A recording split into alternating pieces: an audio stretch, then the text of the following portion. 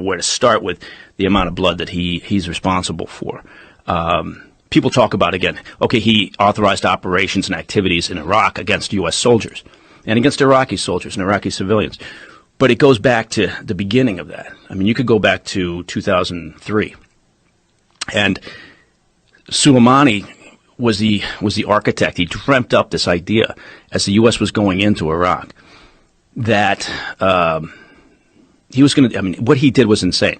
He basically authorized, I mean, he's in charge, right? So he authorizes the release of a bunch of Sunnis that they've been holding on to, Iran being Shiite, arch rivals being the Sunnis, essentially. And the Saudis are their arch enemy, a Sunni nation. But he released all these Sunni extremists that Iran had been holding on to, essentially ever since we had gone into Afghanistan, right after 9/11. And he released them into Iraq, including a guy named Zarqawi, who became the head of al-Qaeda in Iraq.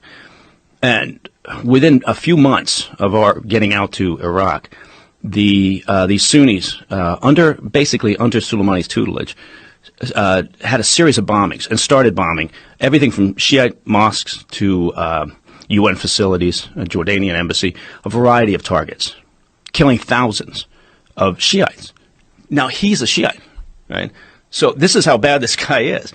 He goes into Iraq with this plan that I'm going to push the Shiite in Iraq to Iran. I'm going to make them come to us for protection, for coverage, essentially. We can ride in there because what does he want? He wants to exert their influence within Iraq. He doesn't want a strong Iraq. He doesn't want the U.S. in there building a strong, stable Iraq. I mean, you go back to the Iran-Iraq War where Soleimani started his military career. And, you know, there's no way, he's a true believer. There's no way he's ever going to let Iraq become stable again.